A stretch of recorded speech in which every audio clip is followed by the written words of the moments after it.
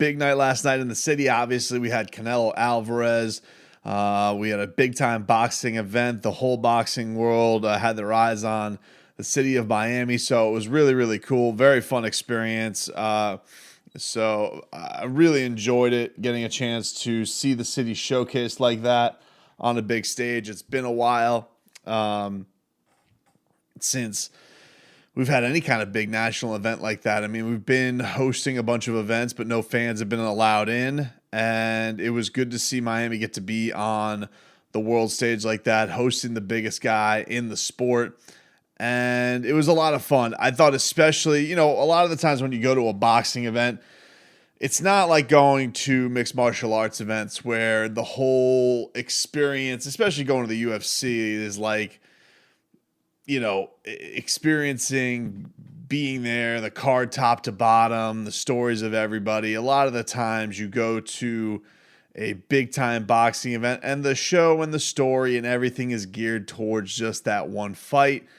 And a lot of the times, if you get what you want to see in that main event, you go home happy. And so I looked at this card, and we had to get there very early to kind of give everybody the rub. I finally got to see Leroy Horde, my morning co-host, who, of course, you guys can hear me on 7 Night Ticket with every single day from 6 to 10 a.m. And we have not seen each other in the flesh in not quite over a year, just about a year, because this is the week of Dwayne Wade's jersey going up.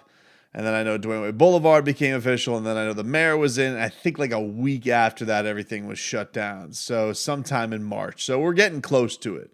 And we just haven't seen each other. We see each other basically every day. We talk every day via text. We see each other every day, 4 hours a day doing our radio show. But we have not been in the flesh next to each other in a studio in nearly a year. And it was really cool seeing each other. And we got a lot of time with one another today because, we get the process of how strictly they were taking this event. And it's quite frankly, it's stricter than any other sporting event I've been to. And my experience with that right now is, kind of been on the local scene.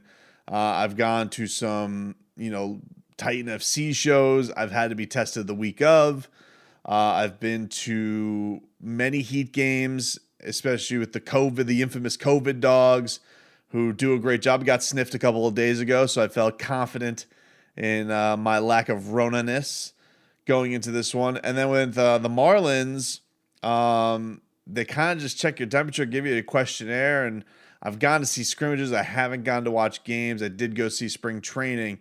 But this was the most intense because you go there, you have to take a COVID rapid test to enter their fight night bubble.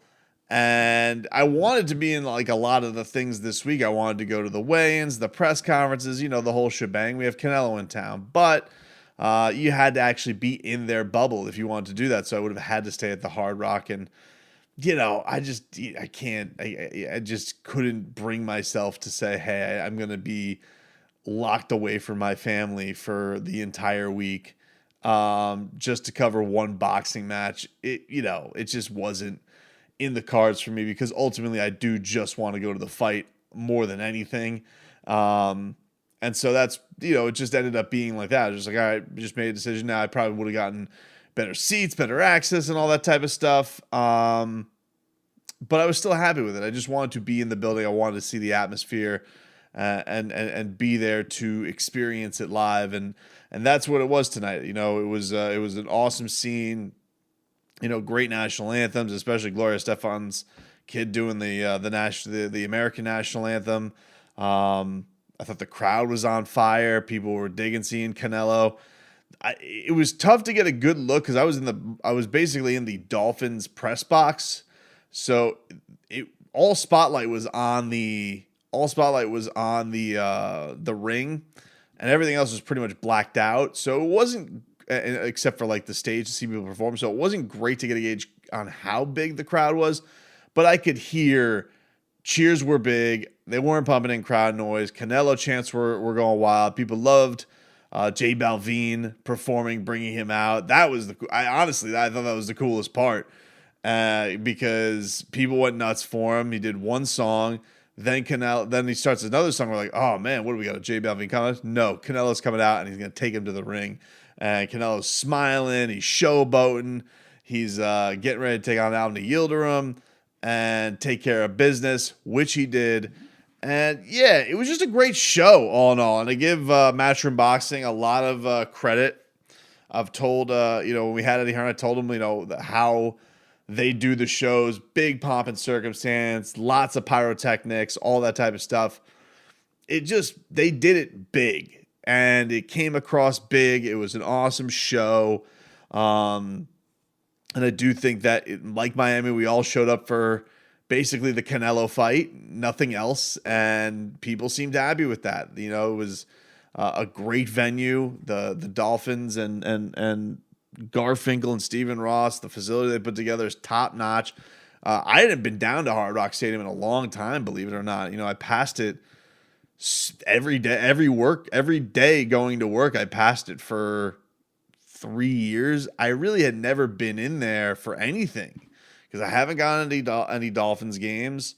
I haven't gone to any Canes games. Most of my live stuff has been Panthers, Marlins, Heat. Just because I know, because usually all my basketball experiences, I go cover the team.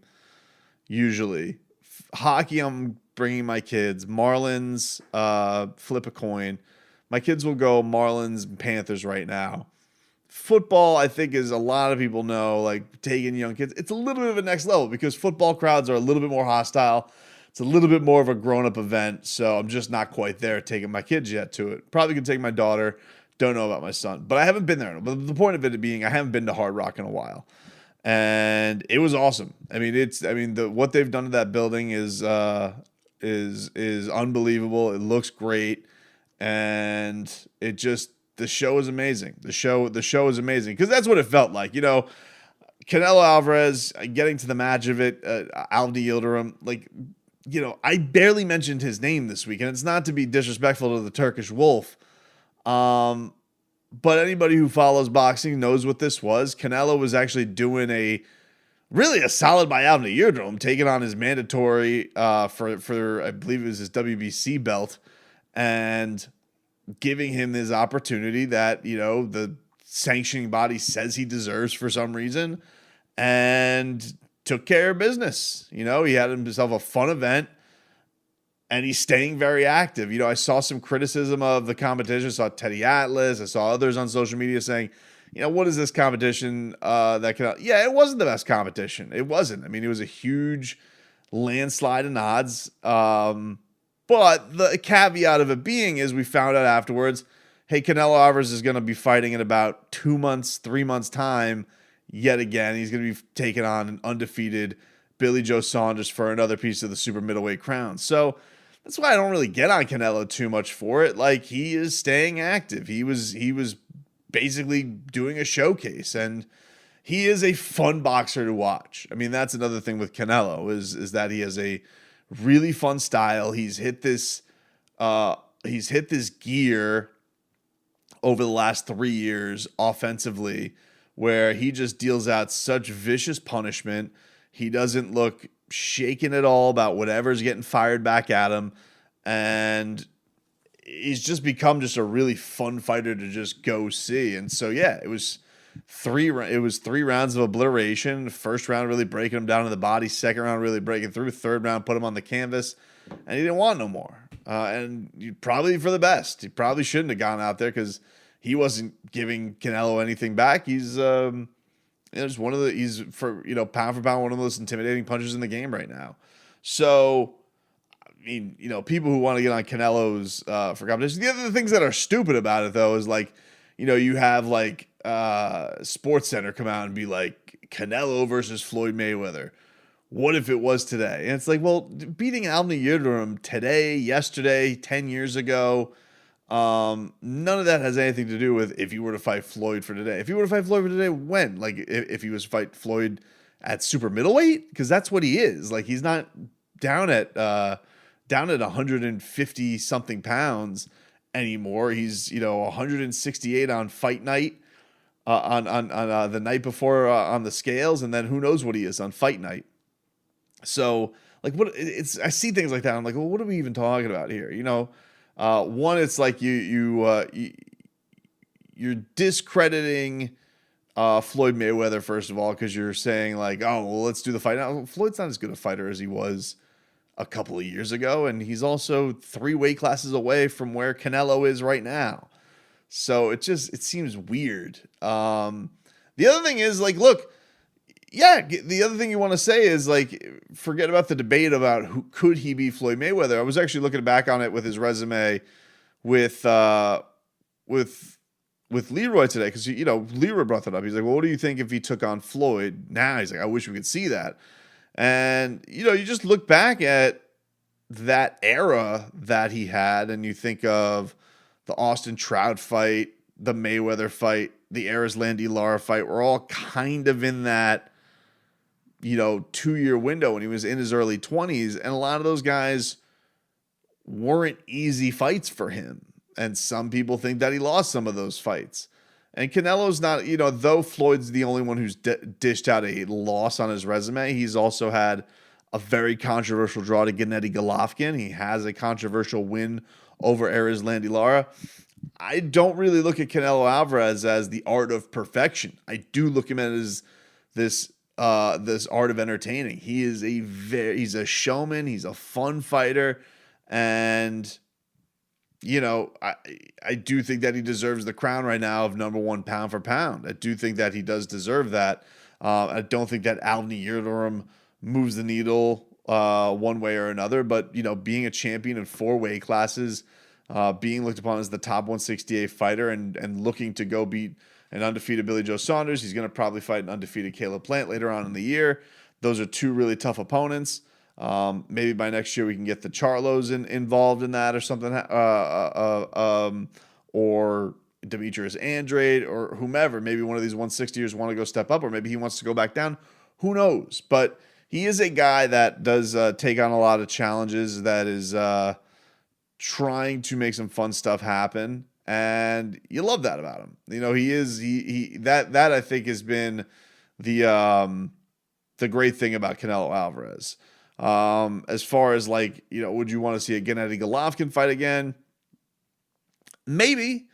I think one of those things is they both hate each other like poison. And I don't know how much of that animosity comes through. I think, one of the things that I don't want to say hurts Canelo Alvarez, but he still isn't, he still isn't a complete guy who's ready to go out there and do interviews in English. Gennady Golovkin also not too keen on doing that as well. So it's tough to get all of that stuff brewing to the center to where it maybe makes it the next blockbuster. I think with the Billy Joe Saunders fight, Billy Joe Saunders is the ultimate bad guy. Like, he is an antagonist. He's a guy that people love to hate. He will definitely go out there and try and make Canelo miss, make him look foolish, all that type of stuff to expose Canelo's boxing if you can, which I do think that Canelo is a really, really good boxer, but I think Billy Joe Saunders is going to try and make him look foolish and try and be elusive and try and make him move, pot shot him, all that type of stuff to try and outpoint him and take his belt. So I think that's almost. I think this upcoming matchup is going to put Canelo in a position to be a little bit more of the hero that people will root for, But I think that what we're seeing is a guy who is getting better, and has been getting a lot better since he's been a famous fighter for a very long time, and has beaten some good guys. Yeah, there's some weird exhibitions along the way. The Julio Cesar Chavez Jr.'s, the Rocky Fieldings. It's not like the toughest resume in the world at all times. And his toughest fights have been tough fights. I think that's one of the things that you probably could look back on his resume and say, okay, he took on Gennady Golovkin twice. Maybe one time he lost. But it was a really competitive fight. And that's what, I don't know why why people would look upon that and think that is a bad thing. I think it's great that a guy was willing to go risk it and fight a guy like Erislandy Lara. Nobody wanted him to take that fight. Took the fight. Maybe some people think that he lost, but he took the fight. It was tough. And what? It's like, so these are the things that you can either be a fickle fan about it and, take credit away all you want to, or you can be like, you know what? Those fights were really, really fun and they were really competitive. And that's kind of what we've always wanted from our fighters anyway, is it not? So great show from Canelo Alvarez. Shout out to Miami. Did a great job being a host city last night, I thought. And I really enjoyed the show. So shout out to Matchroom Boxing for that. Really enjoyable from that standpoint. Hopefully we get more fights, man. I hope that this is a jumping off point for Miami to get some more action and to get the ability to get more big showcases down here. Because look, we are more open than a lot of other places right now. So come on down.